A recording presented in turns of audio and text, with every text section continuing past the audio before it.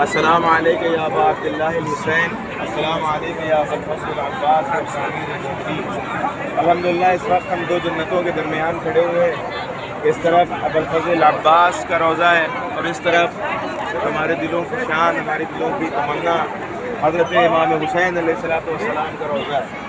یقیناً زندگی کے یہ وہ حسین اور قیمتی پل ہیں کہ جنہیں بھلانا مشکل ہی نہیں ناممکن ہے، اس لیے کہ یہ سب کی قسمت میں یہ پل کہاں نصیب ہوتے ہیں۔ آئیے ہم اس مقام پہ دعا گو ہیں کہ پروردگار جس کے دل کی بھی حسرتیں ہیں کہ وہ یہاں آ کے ان مناظر کو اپنی آنکھ سے دیکھے۔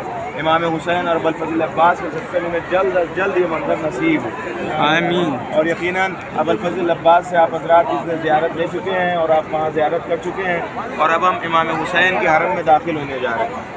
میں عرض کر رہا ہوں کہ بہت ہی سنبھل کے یہاں قدم رکھیں، اس لیے کہ یہ زمین کوئی عام زمین نہیں ہے، یہ ایک زمین کربلا ہے، اور وہ زمین کربلا کہ جسے لفظوں میں نہیں بیان کیا جا سکتا۔ اور یہاں سونے والا کوئی عام شخص نہیں سویا ہے، بلکہ دین کی جڑ سویا ہوا، بلکہ پورا دین سویا ہوا ہے، جس کی شہادت، جس کے خون کا ایک ایک قطرہ انقلاب اسلام اور دین کی حفاظت کے لیے بہایا گیا ہے، وہ جس کا خون، جس کے خون کو شفا بنا دیا گیا۔ امام فرماتے ہیں کہ امام حسین کی شہادت کے بدلے اللہ نے امام حسین کو 3 چیزیں دی ہیں جو ہم 12 اماموں میں بھی کسی کو نہیں دی ہیں، یعنی 12 میں سے 11 کو بھی کسی کو نہیں دی گئی جو امام حسین کو دی گئی۔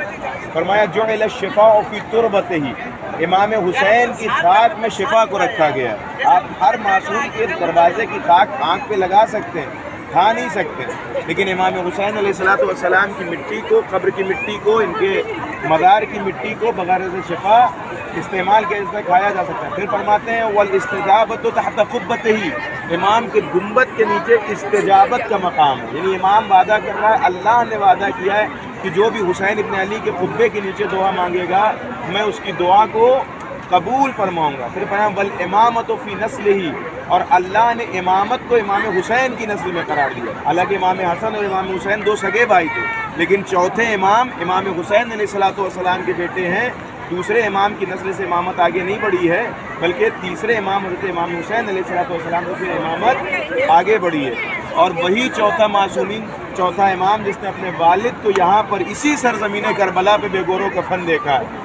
یہی وہ زمین کربلا تھی جہاں آج سے 1400 سال پہلے جب اگر آپ جائیں اور 10 محرم کا روز عاشورہ کا وہ منظر یاد کریں تو یقیناً کلیجہ پھٹ جائے گا، اور انسان شاید اب جینے کی تمنا بھول جائے جو حسین ابن علی پہ گزری تھی۔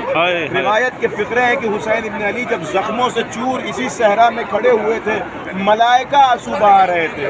جب حسین ابن علی زخموں سے چور اسی صحرا میں کھڑے تھے، اور زیادہ دور نہیں کھڑے تھے، آپ تو یہاں سے گنبد کا وہ ٹیلہ دیکھ رہی ہیں نا، روایت میں موجود ہے کہ بی بی زینب 40 قدم کے فاصلے سے اپنے بھائی کو شہید ہوتا ہوا دیکھ رہی تھی۔ ایک عجیب منظر تھا عقیلۃ العرب کے لیے، وہ بھائی جسے ماں کی طرح محبت کرتی تھی بی بی زینب، اس زینب نے اپنے بھائی کو اس کربلا کے ریگستان میں بھوکا پیاسا شہید ہوتا ہوا دیکھا، اور بی بی ایک جملہ کہہ رہی تھی، اے پسر ساتھ خنجر کو روک لے، میرا بھیا پیاسا ہے۔ اور حسین ابن علی فرماتے شیعات ما ان شربتم عظم فاذکرونی، اے میرے شیعوں جب کبھی ٹھنڈا پانی پینا میری پیاس کو یاد کر لینا۔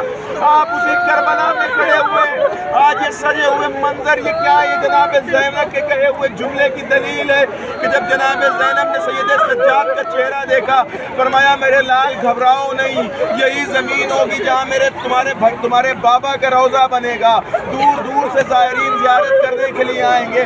یہ جناب زینب نے اس وقت کہا تھا، اور آج آپ دیکھیں اتنا بڑا مجمع امام حسین کے دروازے پہ آ رہا ہے، جا رہا ہے، اور یہ وہ مجمع ہے جنہیں ہماری گناہگار آنکھیں دیکھ رہی ہیں۔ نہ جانے کتنے ملائکہ صبح و شام یہاں نازل ہوتے ہیں، اور حسین ابن علی کی ذریعے سے اپنے پروں کو مس کر کے جاتے ہیں، اور ہم انہیں دیکھ نہیں پا رہے۔ اللہ ہمیں حسین کے عزاداروں میں شمار فرمائے، اللہ ہمیں حسین کے غمخاروں میں شمار فرمائے۔ سال بھر جس کا ماتم کرتے ہیں آج ہم اس کی بارگاہ میں اس کا ماتم کرنے آئے، سال بھر جس حسین پہ گریا کرتے ہیں آج ہم اس کے گھر پہ اس کو پرچہ دینے آئے۔ نہیں پتا ہمارا کون سا آنسو قبول ہوا جس کے بدلے میں امام حسین نے ہمیں یہاں کی توفیق عنایت فرمائی، اور حسین ابن علی نے اپنا دیدار دکھایا، حسین ابن علی نے اپنا دیدار کرایا، اور وقت اجابت کے لیے اور اپنی ذریع کے قریب ہمیں بلایا۔ یاد رہے یہ کوئی عام ذریع نہیں ہے، یہ کوئی عام مقتل نہیں ہے، یہ وہی مقتل ہے جسے زہرا نے اپنے بالوں سے صاف کیا۔ کیا تھا، جسے سیدہ نے اپنے بالوں سے جھاڑ کے صاف کیا تھا۔ روایت کہتی کہ حسین وقت عصر عاشور پشت فرس پہ جھوم رہے تھے۔ میں نے جب تاریخ سے پوچھا حسین کیوں جھوم رہے تھے تو تاریخ کہتی حسین پہ چاروں طرف سے وار ہو رہے تھے۔ کچھ نے حسین کو دائیں جانب سے نیزہ مارا، کچھ نے حسین ابن علی کو بائیں جانب سے نیزہ مارا۔ جو دائیں جانب کا نیزہ تھا وہ دائیں جانب کی پسلیوں میں جا کے الجھا، جو بائیں جانب سے نیزہ تھا وہ بائیں جانب کی پسلیوں میں الجھا۔ جب کوئی دائیں جانب کھینچتا تھا حسین ابن علی دائیں جانب گرتے تھے، جب کوئی بائیں جانب کھینچتا تھا حسین ابن علی بائیں جانب گرتے تھے۔ اللہ اکبر! ماں یہ منظر دیکھ رہی تھی اور اپنی آغوش کو پھیلا کے کہہ رہی تھی آجا میرے لال حسین، میں نے تجھے چکیا پیس کے پالا ہے۔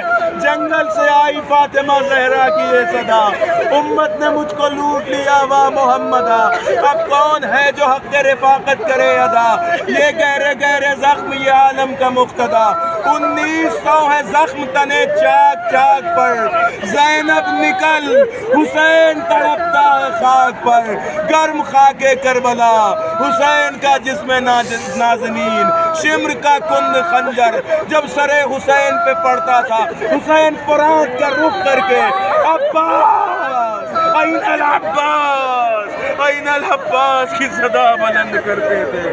واہ غربتا، واہ مصیبت!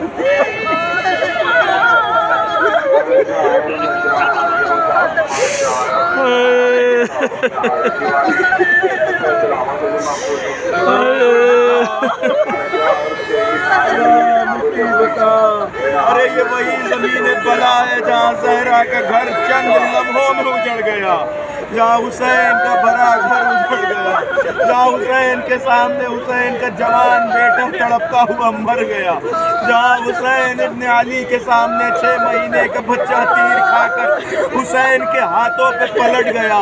فانقلب الصبی علی ید ابی، جب بچے کے گلے